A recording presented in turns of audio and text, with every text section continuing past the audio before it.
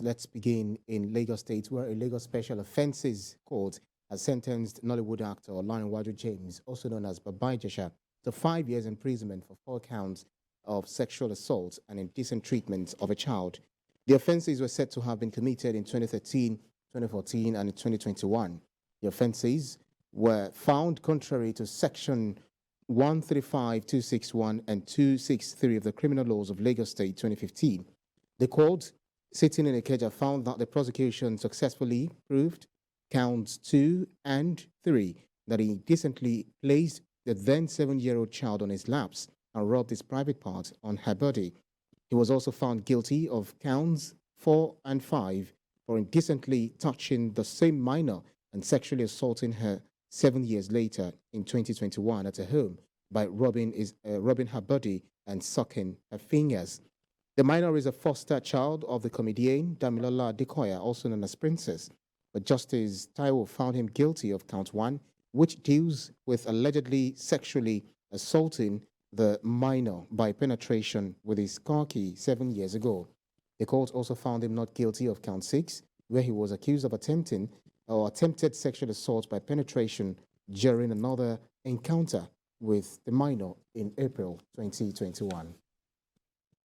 This is going to serve as a warning to all men who think that they are child predators, who think they can take advantage of children. If a celebrity can go to jail, we are coming for you, and anybody can go down for it. So this is a warning to all grown men and women. Some women molest boys, we are aware of that, and we have been on these issues for a long time. Let the world know that the long hands of the law can catch up with anyone. Because the event of 7 years ago, the purported defilement by use of key, so the court was of the position that no credible evidence was presented before the court to result in conviction. And that, so it was discharged and acquitted on that. There is no point denying the man at this stage because we are colleagues. Others can choose to deny him, I will not.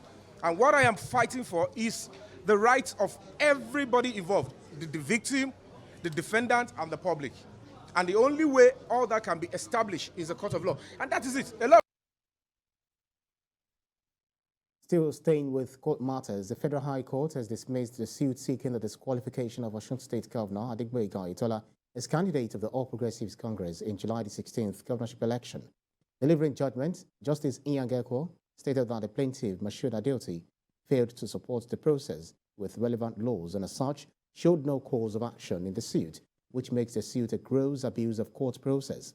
Justice Iyan adds that the said suit instituted falls outside the scope of Section 87(9) of the Electoral Act and Section 22 of the 1999 Constitution as amended. Mr. Adeoti, as chieftain of the APC, was one of the aspirants in the February the 19th APC governorship primary in the state. He lost the ticket to Governor Oyetola, then filed the case seeking the governor's disqualification. There was no cause of action because what was being challenged was an alleged breach of the party constitution and not a breach of the Constitution of the Federal Republic of Nigeria or the Electoral Act. So there was no real cause of action in the first instance. So we are very happy that the court saw things our way, and we hope it will be a lesson to other litigants not to waste judicial time. Now, in less than 48 hours, Osun State will be a major focus across Nigeria. That's because the state's governorship election comes up on Saturday.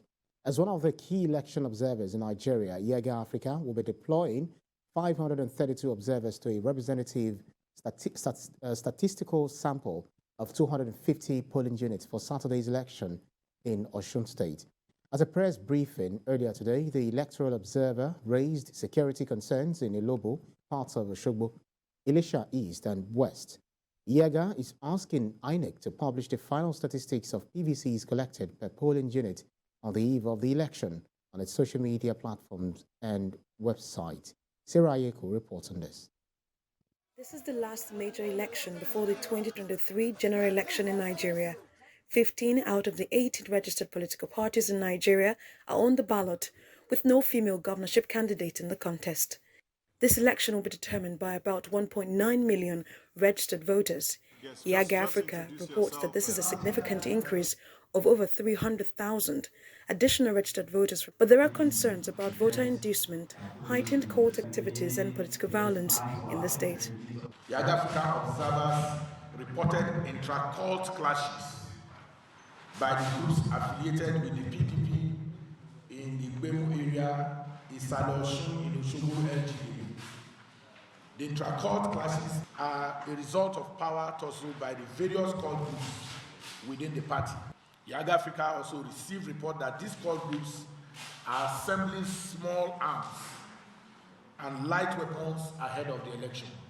Ijesha commends INEC for relocating polling units from palaces, but is concerned some voters may be disenfranchised on Saturday. The imbalance in the distribution of voters to polling units is a major concern to Ijesha Africa, because despite the creation of additional polling units, there are oversized polling units with registered voters above the threshold of 750 registered voters per polling unit.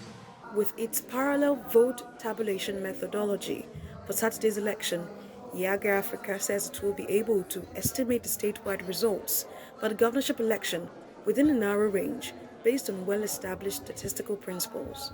If INEC's official results fall within Ijesha Africa's estimated range, then the public, political parties, and candidates should have confidence that the official results reflect the ballot cast at the polling unit. Saraya, TV News, Osun.